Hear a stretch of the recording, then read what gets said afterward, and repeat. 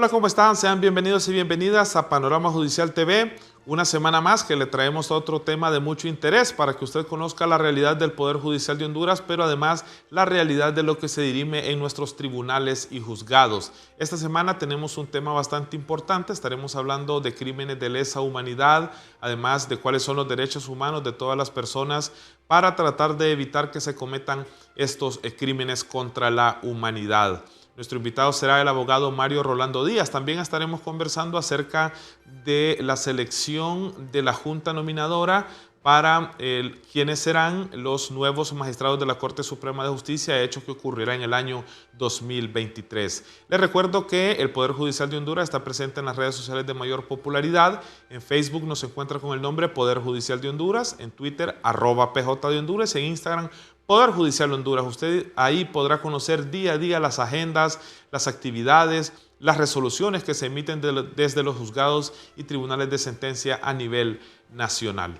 Usted puede sintonizar Panorama Judicial TV los días domingos a partir de la noche en su Yapa TV Educativa y ver todas las repeticiones de nuestros temas anteriores en nuestro canal de YouTube. Ahí en el buscador escriba Panorama Judicial TV y podrá ver nuestra programación.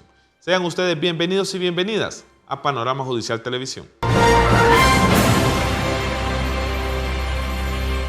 Bienvenidos al primer segmento de Panorama Judicial Televisión. Esta semana, como le detallaba, estaremos hablando de los crímenes contra la humanidad y los derechos humanos. Este tema tan importante que se dirime a nivel mundial prácticamente. Para esta semana, nuestro invitado es nuestro especialista en diferentes temáticas de lo que tiene que ver con el derecho penal. Es el abogado Mario Rolando Díaz, quien además es el coordinador de los tribunales de sentencia. Abogado Díaz, muchísimas gracias por establecer esta comunicación virtual con Panorama Judicial TV. Muy buenos días, aquí encantado de poder compartir con toda la teleaudiencia de este gustado programa y con todas las personas que en este momento se están conectando.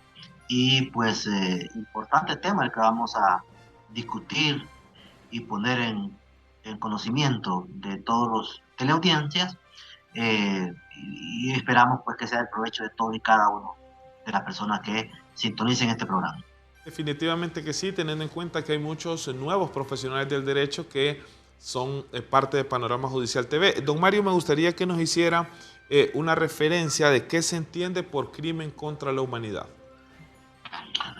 Bueno, fíjense que no podemos hablar de crímenes contra la humanidad sin hablar del Estatuto de Roma, que es precisamente la normativa de carácter internacional que posibilita tener dentro de sus estipulaciones legales este tipo de regulaciones y de controles a nivel de toda la humanidad. Curiosamente, la humanidad ha tenido dos grandes guerras, la Primera y la Segunda Guerra Mundiales, y sobre esa base y de hechos posteriores que se dieron a mediados de los años 70 y 80, la comunidad internacional, la comunidad mundial se vio, digamos, abocada a conflictos bélicos de gran envergadura que obligaron a las naciones agrupadas en las Naciones Unidas a tomar medidas tendientes a que estas conflagraciones de carácter bélico entre países no desembocaran en una tercera guerra mundial y obviamente una devastación de toda la humanidad como la que hemos tenido con anterioridad.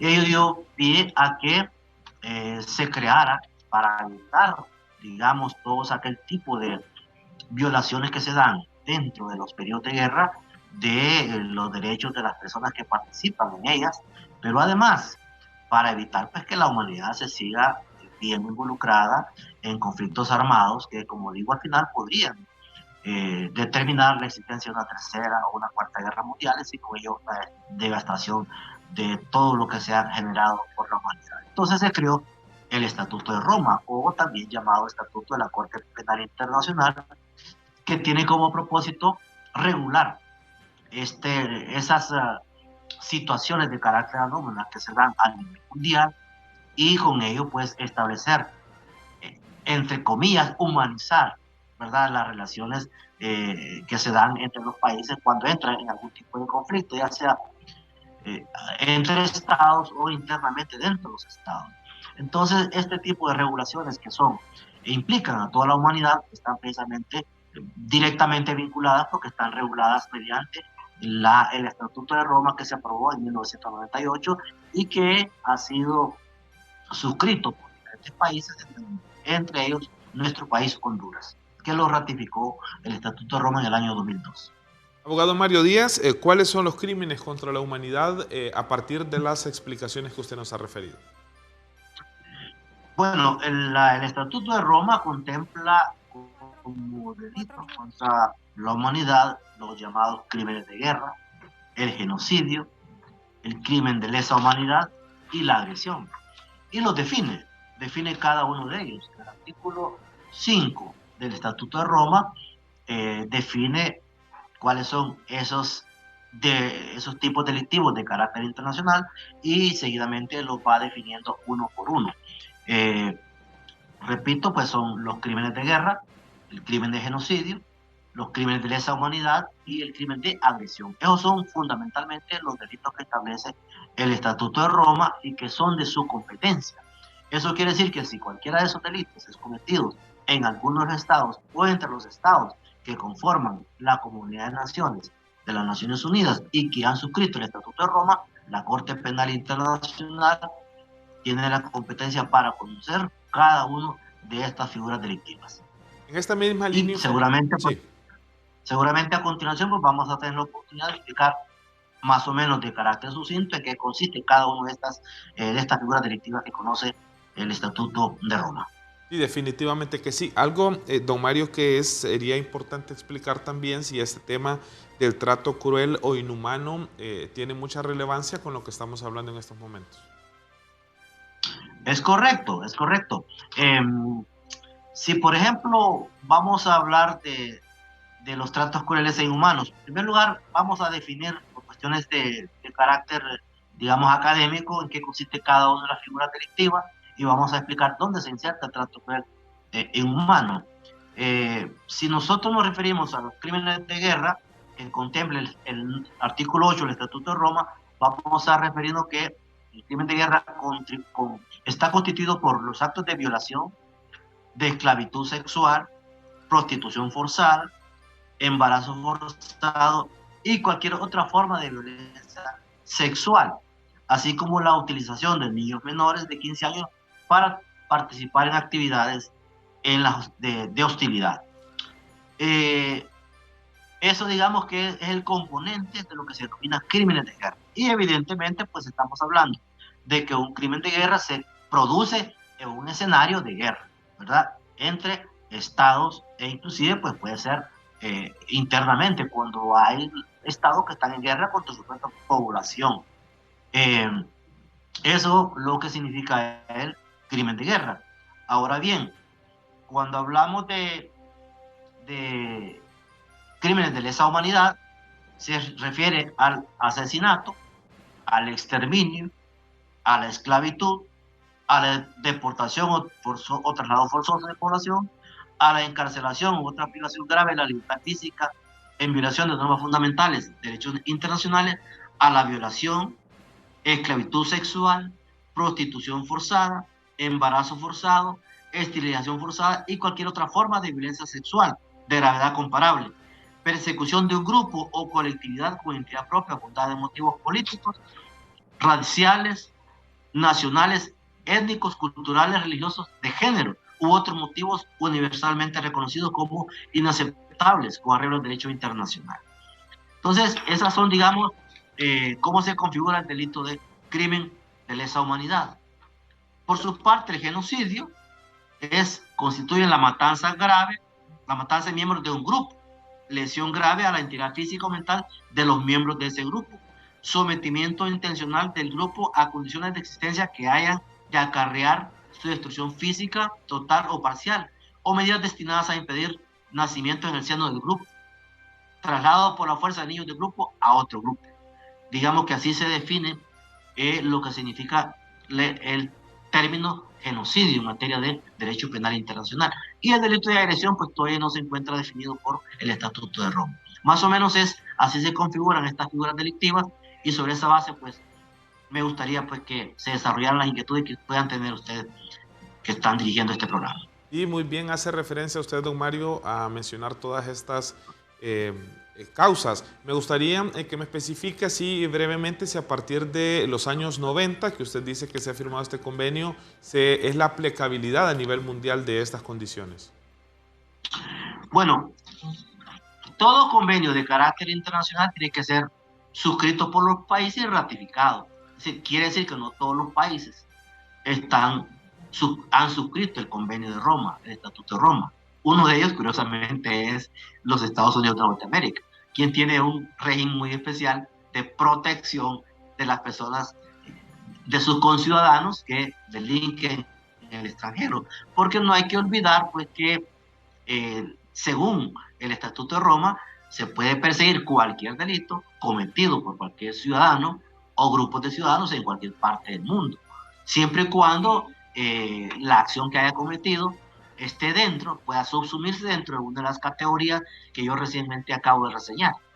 Entonces, no todos los países del mundo han suscrito el Estatuto de Roma. Ponía el ejemplo, pues, por el carácter de la importancia que tiene, que los Estados Unidos de Norteamérica no lo han suscrito. ¿Eso qué quiere decir? Que si un acto es cometido por los Estados Unidos, pues, y que podría ingresar en esta categoría, pues el Estatuto de Roma no tendría la capacidad jurisdiccional para poderlo tratar, porque el Estado no ha suscrito el Estatuto de Roma. En el caso de Honduras, sí. Honduras es suscriptor del convenio y, por lo tanto, sí es sujeto de las normas establecidas en el Estatuto de Roma. Curiosamente, y yo creo que aquí es una crítica que se le hace al convenio de Roma, que la mayoría de las personas que han sido sometidas a procedimientos bajo el régimen del Estatuto de Roma han sido países del mundo subdesarrollado. Por ejemplo, las matanzas ocurridas en Ruanda, ¿verdad? En Uganda y en otros países del llamado Cuerno de África han sido sometidos a sanción penal por el Estatuto de Roma, y muchos de los personajes que participaron de estos delitos que están contenidos en el Estatuto, pues son de nacionalidad africana. Sí. Lo cual, pues, como digo, y otros de la extinta ex Yugoslavia. Entonces, lo cual, pues, muchos consideran, pues, que en cierta medida este estatuto es un estatuto discriminatorio, en el sentido de que solamente a personas de esos países ha llevado a la justicia penal internacional, pero que otros países que se han visto involucrados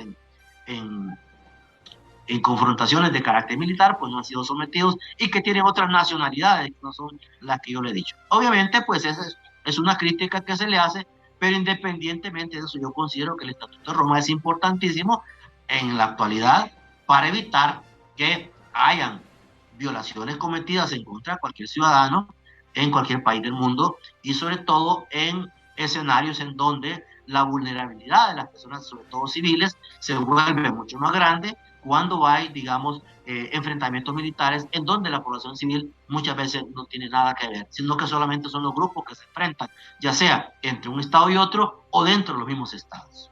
Muy importante el contexto que el abogado Mario Rolando Díaz nos ha puesto en este primer segmento, y para el segundo segmento estaremos hablando de los crímenes de lesa humanidad. No se separe de nosotros, ya continuamos con más aquí en Panorama Judicial TV.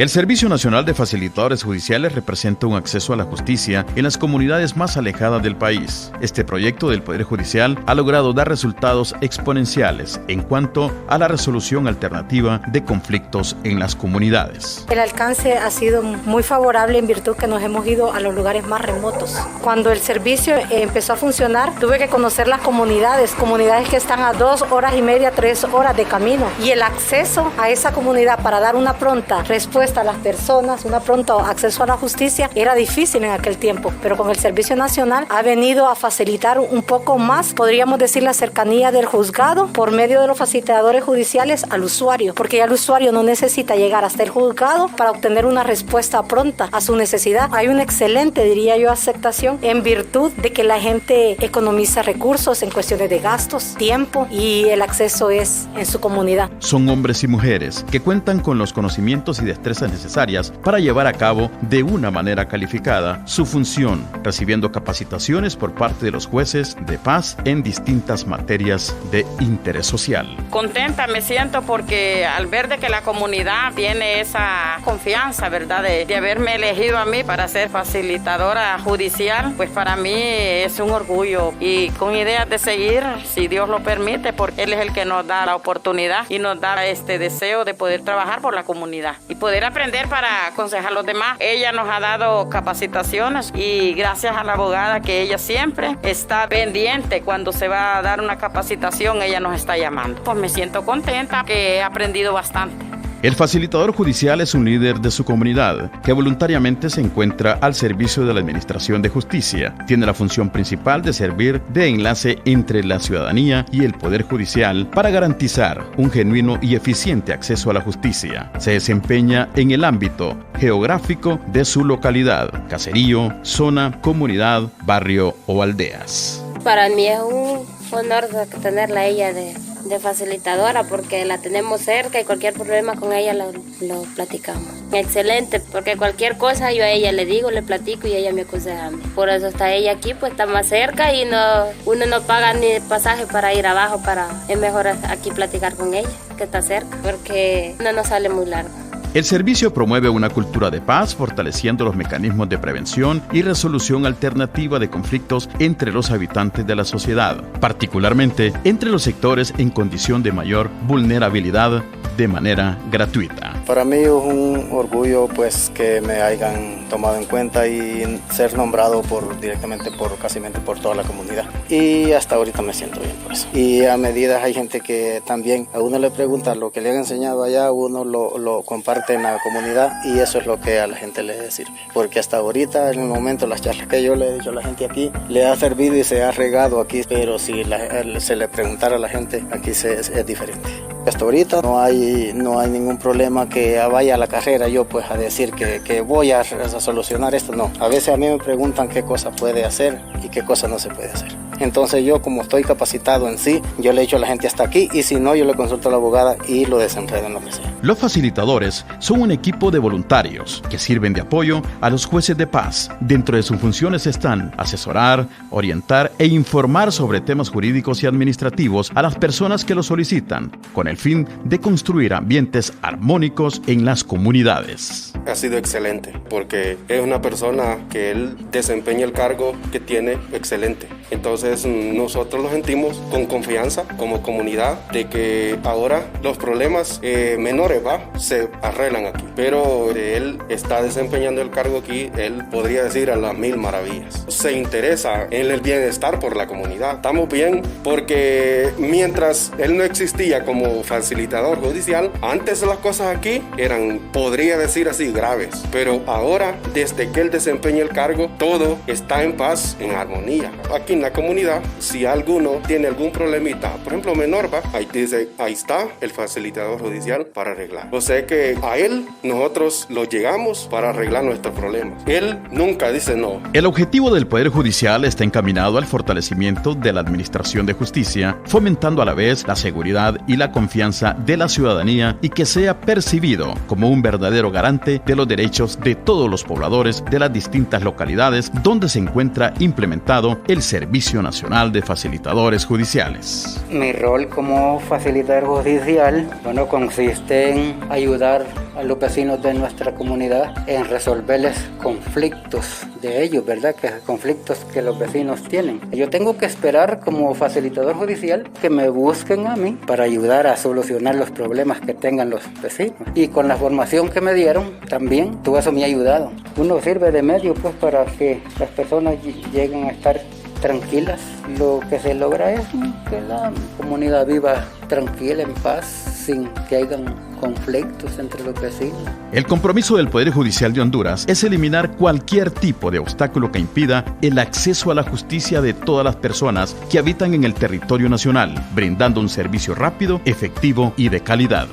Es un reto más del Poder Judicial dentro de la proyección que tiene la institución de mantener e impulsar lo que es el tema de acceso a justicia, siendo el Servicio Nacional de Facilitadores Judiciales uno de los programas pioneros para llevar a cabo esas miras del Poder Judicial. Y lo que consiste es pues en considerar al pueblo por lo mismo que sea el que decida sobre la solución de sus conflictos, que sea el que se forme a la misma comunidad, que ilustre a la comunidad y sobre todo crear una cultura de paz mediante la participación de los actores, sean estos las poblaciones que elijan sus representantes para que sean designados como facilitadores. El Poder Judicial actualmente, conforme a ese objetivo, funciona de puertas abiertas, ¿verdad? Tomando en consideración a la población, ¿verdad? En el tema de acceso a justicia, entendiendo como no solo las demandas que se tramitan en los juzgados, sino la solución de los conflictos de manera extrajudicial, por así decirlo, entre la figura del facilitador judicial y, lógicamente, para llevar justicia a las comunidades y a los involucrados.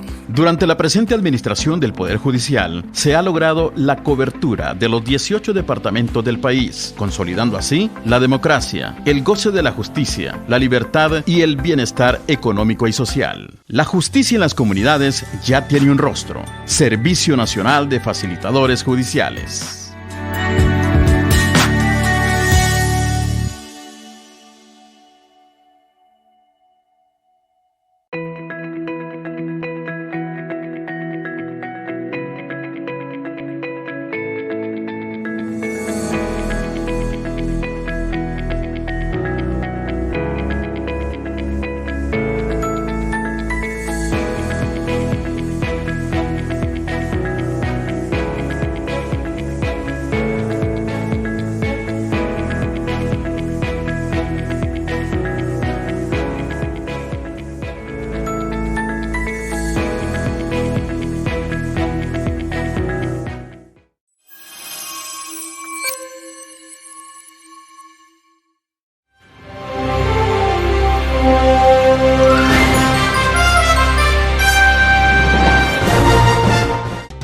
El programa Eurojusticia, financiado por la Unión Europea, amplía el acceso a la justicia para grupos en condición de vulnerabilidad en las ciudades de Santa Rosa de Copán, La Ceiba y Juticalpa, con 3 juzgados de paz móvil que brindan a los hondureños una atención y asesoramiento jurídico profesional, personalizado, ágil, efectivo y gratuito en la solución de los conflictos vecinales, familiares o laborales, ahorrándole tiempo y dinero en sus trámites judiciales. Para acceder a este servicio, solo tiene que llevar su tarjeta de identidad. Para más información, llame al 2240-7500 o ingrese al sitio web www.poderjudicial.gov.hn. Consulte las rutas y horarios de atención. La conciliación es una solución. Acercamos la justicia a su comunidad. Poder Judicial de Honduras, Programa Eurojusticia, financiado por la Unión Europea.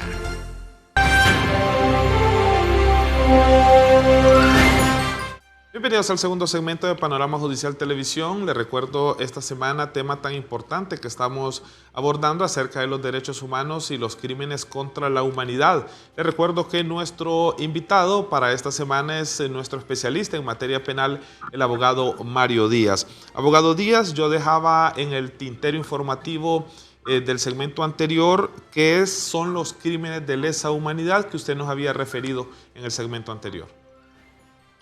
Muy bien, cuando hablamos de crímenes de lesa humanidad, deberemos entender que son crímenes que están cometidos contra grandes grupos poblacionales. Entonces, cuando es un ataque sistemático y generalizado contra cualquier población de carácter civil. Eso debemos entender en general por lo que es o se considera desde el punto de vista del Estatuto de la Corte Penal Internacional como un crimen de lesa humanidad, un ataque sistemático, generalizado, dirigido contra cualquier población civil y que implique el asesinato, el exterminio, la esclavitud, la deportación o traslado forzoso de población, encarcelación u otra privación grave de la libertad física en violación de las normas fundamentales de derecho internacional, violación, esclavitud sexual, prostitución forzada, embarazo forzado, esterilización forzada y cualquier otra forma de violencia sexual de gravedad comparable, persecución de un grupo colectividad con identidad propia fundada en motivos políticos, raciales, nacionales, étnicos, culturales, religiosos o de género. Entonces, eso es lo que significa un delito de lesa humanidad, un ataque generalizado, sistemático, ¿verdad?, contra una población de carácter civil. Es decir, que lo que se pretende evitar aquí es que existe ese ensañamiento, porque muchas veces hay poblaciones civiles que están en contra de un régimen y entonces el régimen lanza un ataque sistematizado contra ese grupo. Vaya, por ejemplo, lo de la denominada guerra entre los Tutsis, contra los Tutsis allá en Ruanda, por ejemplo, tiene mucho que ver con lo que yo estoy hablando, cuando se ordenó pues la destrucción de un grupo étnico muy determinado, ¿verdad? Por motivos de carácter racial, de motivos de carácter político, por una oposición. Entonces, esto se significa un crimen de lesa humanidad, ¿verdad? Porque se trata de desaparecer, por usar una palabra que no está en este idioma, a un grupo étnico determinado, un grupo racial, por motivaciones de todas las que hemos explicado acá. Entonces, se le trata de exterminar, se le trata de asesinar, ¿verdad? De convertir en esclavos de cualquier naturaleza, ya sea de carácter sexual, de carácter económico, etc. ¿Quién puede cometer estos crímenes de lesa humanidad, abogado Díaz? Bueno, estos crímenes se han cometido básicamente en escenarios de guerra, de conflictos de carácter interno, en donde existe la lucha por el poder, ¿verdad?, en un Estado, o de un grupo que se levanta contra el propio Estado por diferencias de carácter político. Evidentemente, entonces, se produce muchas veces una guerra civil, es decir, una guerra entre un sector del Estado y otro sector poblacional que se arma y se enfrentan. Y evidentemente, muchas veces, en el marco de ese conflicto de poder, de intereses de carácter político, se lanzan acciones de exterminio, de asesinato contra alguna población que puede estar en el medio o en contra del grupo que está dominando en ese momento. Pero también puede ser parte de una intervención de un Estado contra otro Estado, ¿verdad? Porque precisamente puede haber una acción de un Estado que se tome, agreda a otro Estado y también cometa genocidio, un crimen de lesa humanidad contra las personas que son parte de ese Estado al cual se está agrediendo. Será importante también conocer, abogado Mario Rolando Díaz, cómo se juzgan los crímenes de lesa humanidad.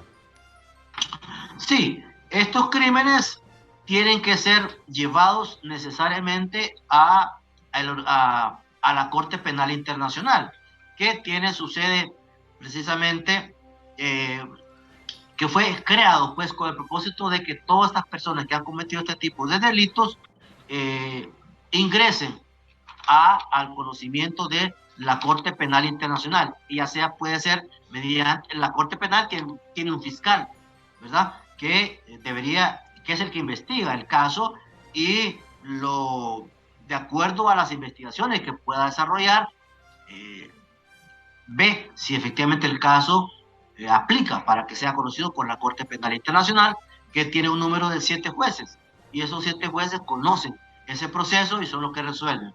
Naturalmente, muchas veces por cuestiones de seguridad, como en los países donde se han producido estos hechos que lesionan a la comunidad internacional, no tienen las condiciones para ser juzgados. Entonces tiene que llevárselos a la sede de la Corte Penal Internacional para efecto de que sean juzgados bajo esos parámetros y con la mayor seguridad posible. Muy buenas explicaciones las que nos vierte el abogado Mario Rolando Díaz, quien es coordinador de los tribunales de sentencia de Tegucigalpa, y en este caso es nuestro especialista en materia penal acerca de este tema. Hace unos días el Poder Judicial de Honduras, a través de sus titulares, los magistrados, han estado presentes en la celebración del Día de la Bandera, que se conmemora el 1 de septiembre. Mis compañeros de la Dirección de Comunicación Institucional le han preparado el siguiente resumen para que usted vea qué es lo que ocurrió ese día con la izada de la bandera. Veamos.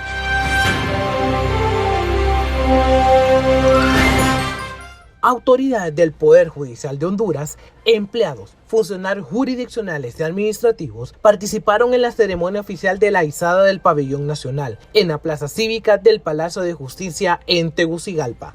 El presidente del Poder Judicial, Rolando Argueta Pérez, dio lectura al decreto número 84-95, donde se instituye el 1 de septiembre de cada año como Día de la Bandera Nacional de la República de Honduras. Asimismo, se establece que todas las instituciones del Estado, civiles y militares, lo mismo que la ciudadanía en general, deberán rendir tributo de veneración y respeto al pabellón. El decreto legislativo 84-95 se encuentra publicado en el Diario Oficial La Gaceta de la fecha de 5 de junio de 1995, número 27.670, siendo en ese momento el presidente del Congreso Nacional, el ingeniero Carlos Flores Facusé. Acompañaron también en este solemne acto los magistrados de la Corte Suprema de Justicia, María Fernanda Castro, Rina Auxiliadora Alvarado y Edgardo Cáceres Castellanos, jueces y personal administrativo. Los magistrados Edín de la O de la Corte de Apelaciones en materia de corrupción, la abogada Zoe Vázquez de la Corte Primera de Apelaciones de lo Civil y la abogada Erika Dubón de la Corte Primera de Apelaciones entregaron el pabellón nacional al presidente Rolando Argueta Pérez. Los caballeros cadetes de la Academia Militar General Francisco Morazán hicieron los honores de mandato e izaron el pabellón al son del himno nacional de Honduras, ejecutado por la Banda Sinfónica de las Fuerzas Armadas. Cabe señalar que el Poder Judicial de Honduras cada año realiza este acto de patriotismo. Simultáneamente,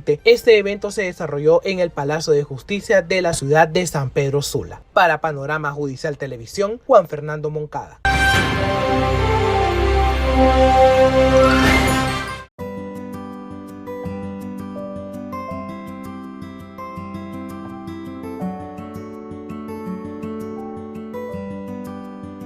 Soy sobreviviente de violencia doméstica porque yo en aquel tiempo cuando tenía mi segundo marido, que fue con el que los dejamos hace poco, ese hombre a mí me golpeó. Y yo no lo quise demandar, ¿verdad? Porque me dio pena. Entonces yo dije, esto lo voy a consumar, a dejarme con este hombre, y le dije a él, me dejo con vos y jamás después de vos yo voy a conseguir otro marido porque yo sé que de repente los maridos cuando lo están buscando a uno le ofrecen esto y lo otro, pero ya cuando están con uno lo que le ofrecen son sus puntapiés, sus trompones. Porque de repente yo de vivir tan martirizada y tan humillada y tan tensa en ese hogar, yo desarrollé una enfermedad de que es la depresión, ¿verdad? Yo estuve hospitalizada en Chiquimula, estuve también en el Catarino Rivas y estuve con varios médicos, con psicólogos, con neurólogos y con varios médicos.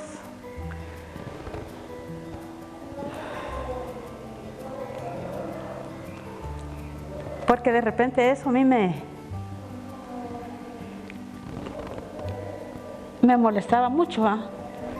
Luego de eso, yo vuelvo a salir adelante y les digo a varias mujeres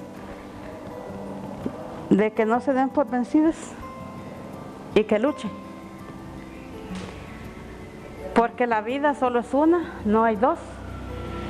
Y hay que sobrevivir como se pueda y como se quiere, porque si no lo hacemos nosotros nadie nos va a ayudar a salir de donde los encontramos. Tenemos que tener fuerza de voluntad, primero, empezar queriéndolo nosotros mismas, para así poderles decir a las demás mujeres de que también, ¿verdad?, ellas sean fuertes y que salgan adelante. Para mí es algo, es un reto en la vida bastante difícil. El ser mujer nos hace que nos quieran bajar la cabeza, que nos quieran bajar la mirada. Ya no podemos tener hijos, ya estamos mayores, no podemos hacer nada, somos indígenas, somos pobres y que no valemos.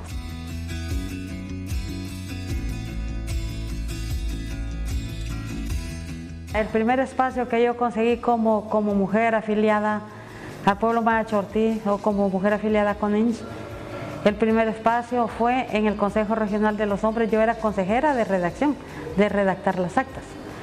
Después salí, me fui unos meses para mi casa, volví a venir como delegada a la asamblea y me delegaron como consejera de la mujer mayor regional y alcancé el cargo de que estoy ahí arriba en esa fotografía de que soy consejera nacional de educación, que es lo que nosotros quisiéramos, tener una estructura consolidada, de que las mujeres tengamos nuestro propio recurso para poderlos mover, hacer nuestras gestiones, hacer nuestras propias propuestas, hacerlas nosotros, de qué es lo que queremos, qué nos gusta, qué no nos gusta, ¿verdad?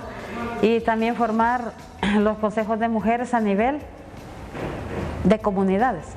Ese es el otro reto que tenemos como mujeres, pero bien veces cuando íbamos a dar, por ejemplo, charlas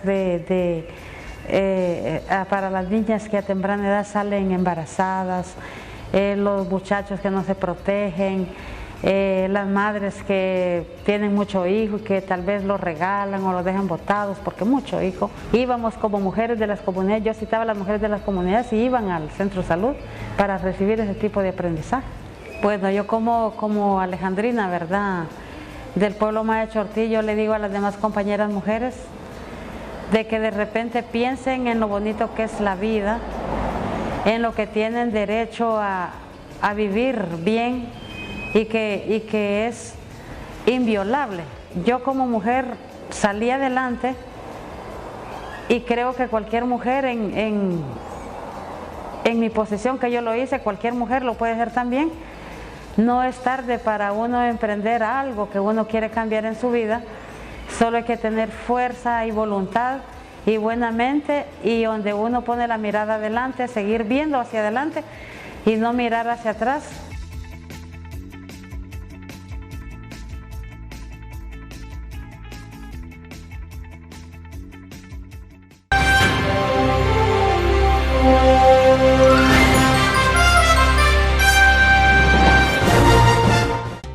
El programa Eurojusticia, financiado por la Unión Europea, amplía el acceso a la justicia para grupos en condición de vulnerabilidad en las ciudades de Santa Rosa de Copán, La Ceiba y Juticalpa, con 3 juzgados de paz móvil que brindan a los hondureños una atención y asesoramiento jurídico profesional, personalizado, ágil, efectivo y gratuito en la solución de los conflictos vecinales, familiares o laborales, ahorrándole tiempo y dinero en sus trámites judiciales. Para acceder a este servicio, solo tiene que llevar su tarjeta de identidad. Para más información, llame al 2240-7500 o ingrese al sitio web www.poderjudicial.gov.hn. Consulte las rutas y horarios de atención. La conciliación es una solución. Acercamos la justicia a su comunidad. Poder Judicial de Honduras, Programa Eurojusticia, financiado por la Unión Europea.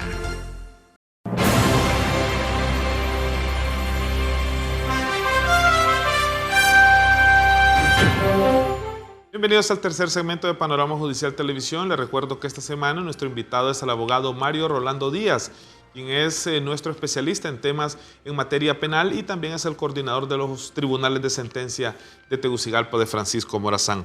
Abogado Díaz, usted en el segmento anterior muy bien nos explicaba de los crímenes de lesa humanidad. Será importante que en este segmento nos dé a conocer qué es el genocidio. Muy bien, el genocidio lo define el Estatuto de Roma como la matanza de miembros de un grupo, es decir, genocidio, ¿verdad? Cuando hay una intencionalidad por hacer que un grupo definido de personas sea exterminado de la faz de la tierra, por decirlo de alguna manera así, coloquial, que la gente entienda. Y lo define el estatuto como la matanza a miembros de un grupo, lesión grave a la integridad física o mental de los miembros del grupo, sometimiento intencional del grupo a condiciones de existencia que hayan de acarrear su destrucción física total o parcial, medidas destinadas a impedir nacimientos en el seno del grupo, traslado por la fuerza de niños del grupo a otro grupo. Eso es genocidio. Vaya, por ejemplo, históricamente ha habido actos de discriminación contra los gitanos, por ejemplo. Entonces, muchos consideran que algunos estados cometieron delitos de genocidio contra los gitanos porque les han impedido que continúen con su modo de vida, aunque evidentemente, pues, siempre ellos de una u otra manera han logrado esquivar estos actos en contra de su integridad como grupo, como nación. Entonces, Este es un ejemplo que podría darse como para ver cuándo se comete un delito de genocidio. O, por ejemplo, vaya, si existiera en el país, por ejemplo, nosotros tenemos diversos grupos autóctonos, y si se lanzara una acción para desaparecer a uno de esos grupos, estaríamos hablando de genocidio, ya sea desaparecerlo físicamente mediante la matanza, ¿verdad? O el sometimiento intencional a condiciones de existencia que les impidan que se desarrollen, ¿verdad? Impedir los nacimientos, ¿verdad? O trasladarlos a otro grupo étnico, por ejemplo. Entonces, eso sería un genocidio. Es decir, fincar los ojos en un grupo determinado y quererlo desaparecer del entorno físico en que se desarrolla.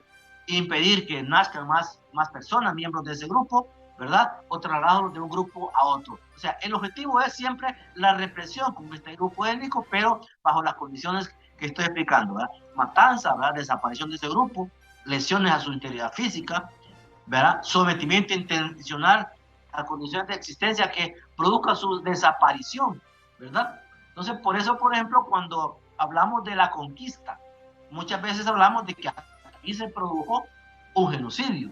¿Por qué? Porque los habitantes autóctonos de nuestros países pues fueron sometidos a condiciones tales que les impedía la reproducción física del grupo, ¿verdad? O morían sistemáticamente porque los trabajos que hacían no estaban físicamente preparados para hacerlo, etcétera. Entonces muchos opinan que aquí realmente en esa época pudo haberse dado la figura del genocidio, ¿verdad? Porque realmente había una acción de matanza de los indígenas, ¿verdad?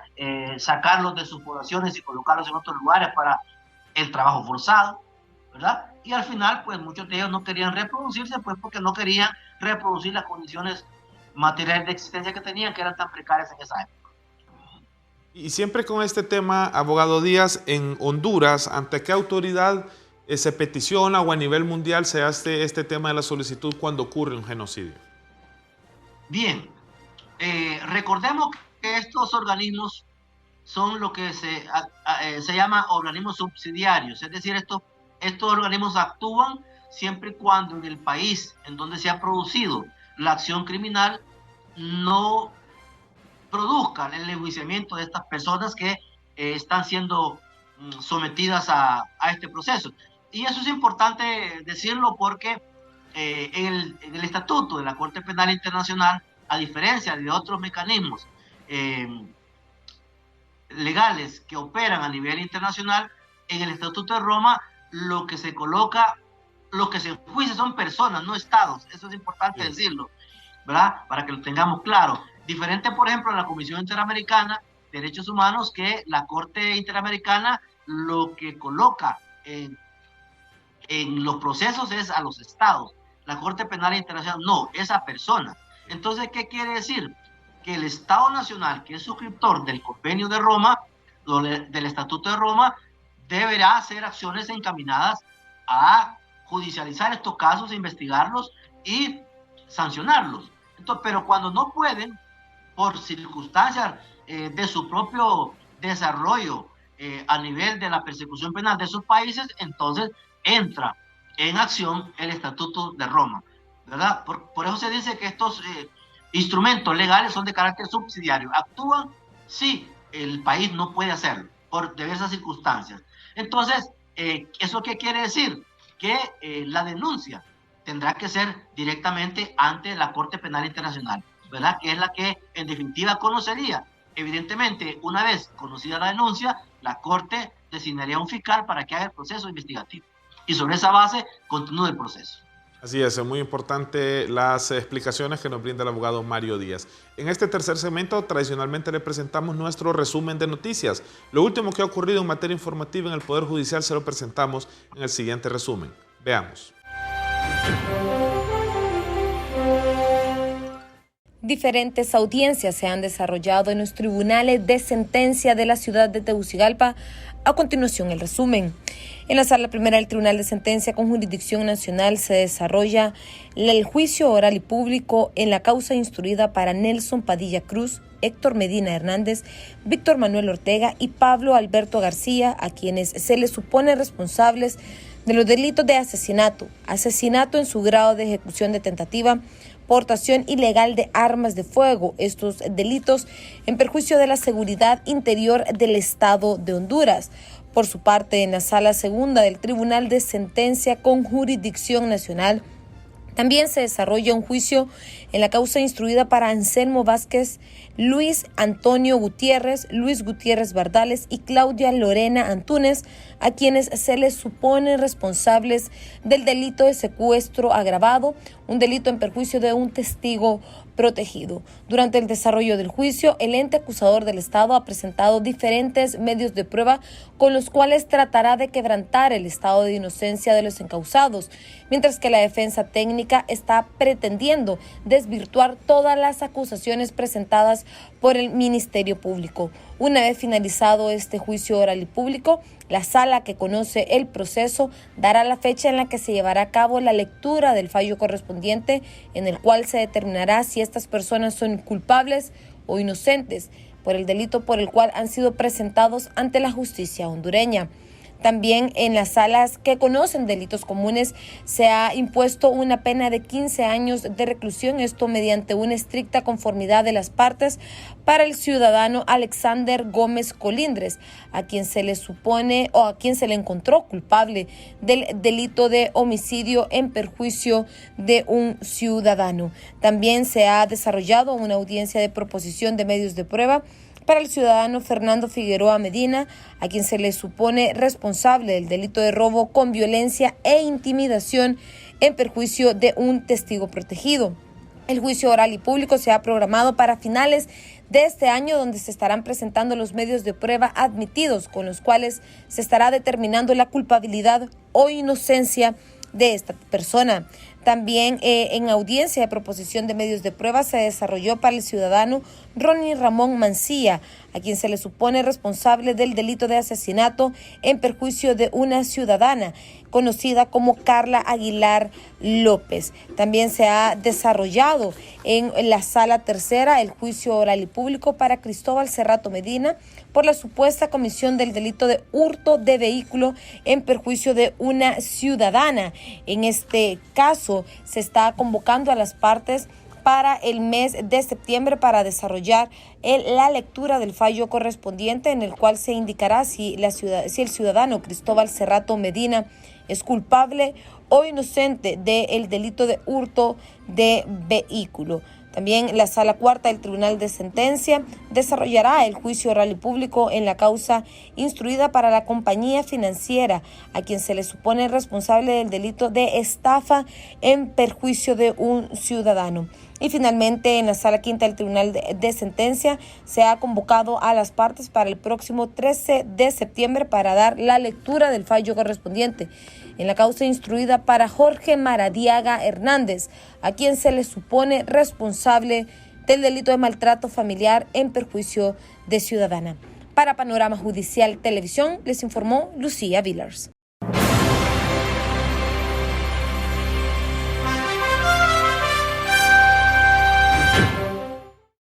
Paso a paso. Nuestro gran objetivo es la transformación y modernización del sistema de aplicación de justicia.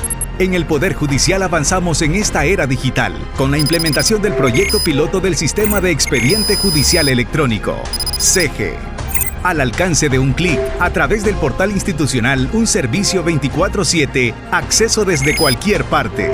Con transparencia y seguridad, envío de todo tipo de escritos y documentos de manera ágil con su clave digital.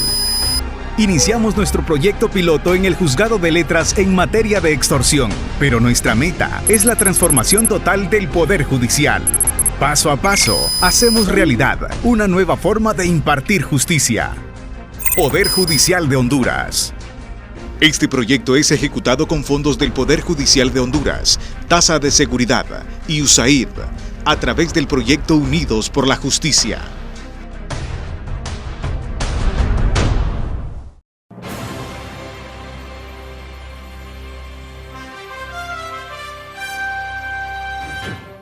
Bienvenidos al cuarto y último segmento de Panorama Judicial Televisión. Antes de continuar con nuestro entrevistado, el abogado Mario Díaz, le recuerdo que los días viernes usted tiene una cita con Panorama Judicial Radio. De 3 a 4 de la tarde sintonice Radio Nacional de Honduras en la frecuencia 101.3 para la zona centro-sur y la frecuencia 94.1 para la zona noroccidental. Adicionalmente tenemos nuestra radio virtual. Ahí en el buscador usted escriba radiojusticiahn.com para que conozca todos los servicios que como Poder Judicial de Honduras le brindamos. Abogado Mario Díaz, es importante también hablar del tema de la actualidad nacional. Y la verdad es que nuestra normativa legal interna indica que en el próximo año, es decir, en el 2023, habrá un nuevo pleno de magistrados de la Corte Suprema de Justicia. Para este fin, ya el Congreso Nacional de la República ha hecho las convocatorias pertinentes. Me gustaría que nos explique, don Mario, cuál es el proceso para elegir los magistrados de la Corte Suprema de Justicia. Muy bien. Como sabemos, en el proceso nuestro para integrar a la Corte Suprema de Justicia es lo que se llama una elección de segundo grado que realiza el Congreso Nacional de la República.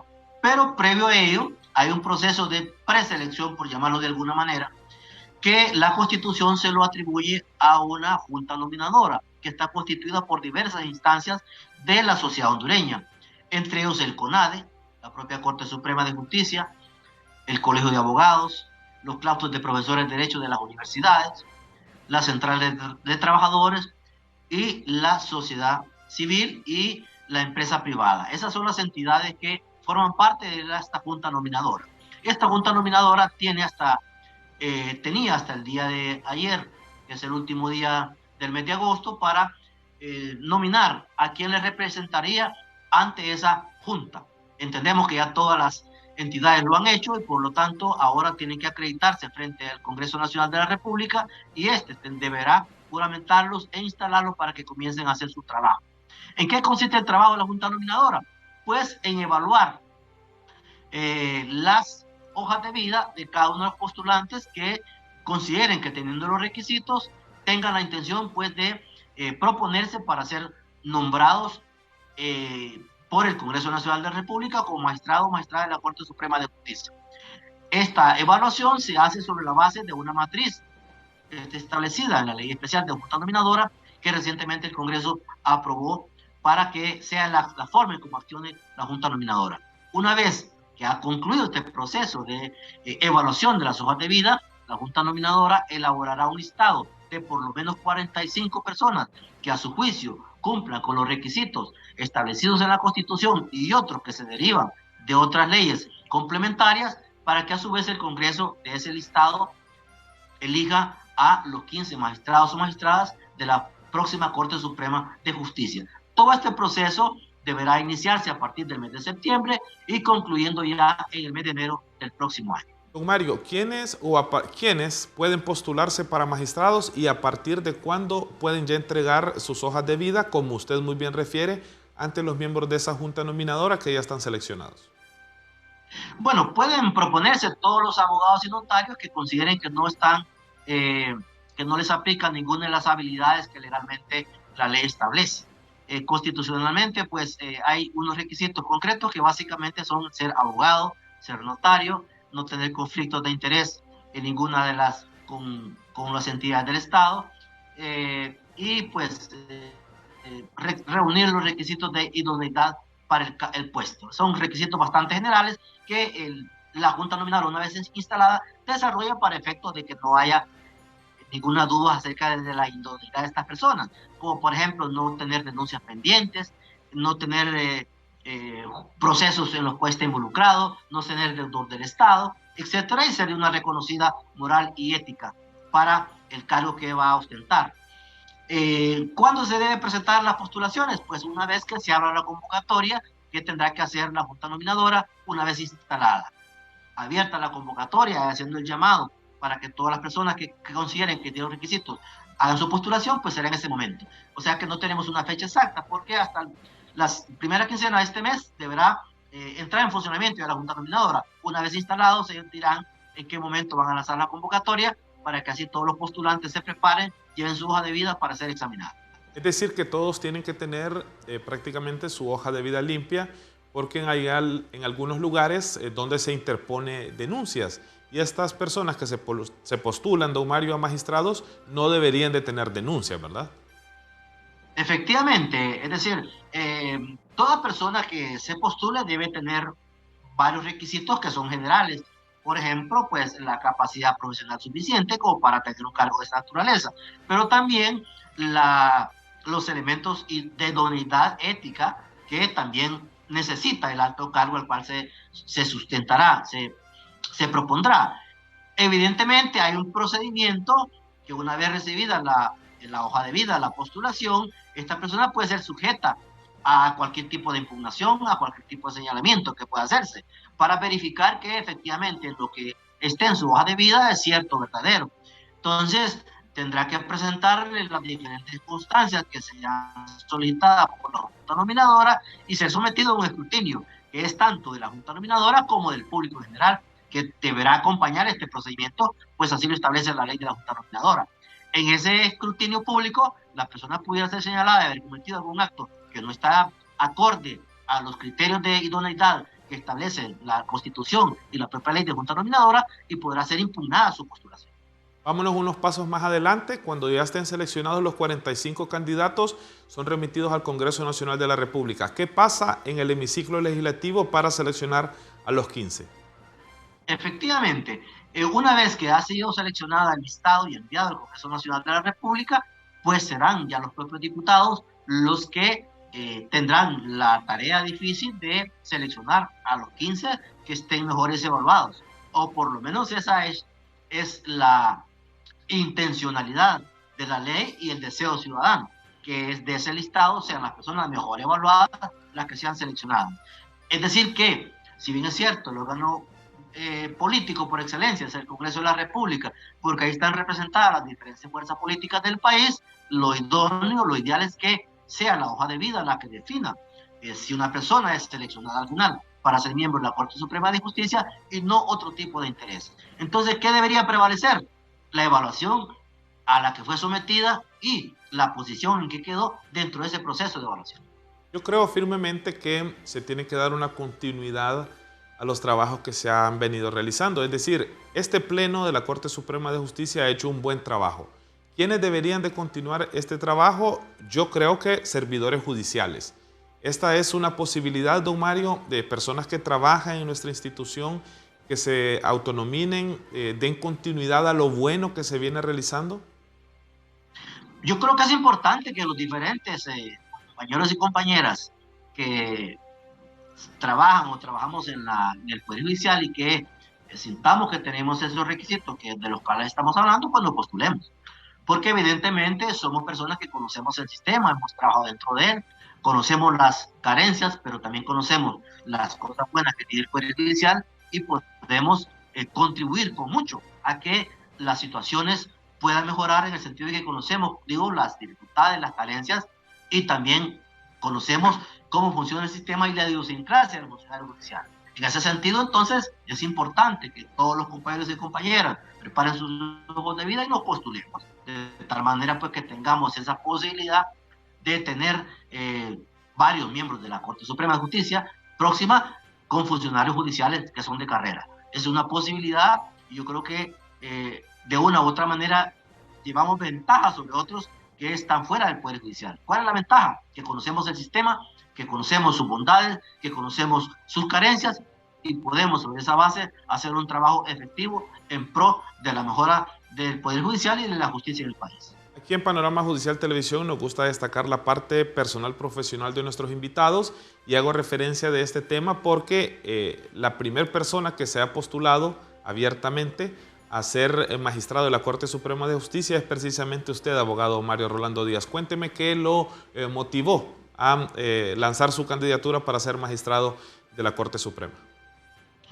Bueno, básicamente son, por un lado que, como dije antes, pues soy un juez de carrera y eso implica pues que conozco el funcionamiento del Poder Judicial, conozco las cosas buenas que tenga, conozco las cosas que no son tan buenas y sobre esa base puedo indicar qué hacer estando dentro del Poder Judicial al más alto nivel.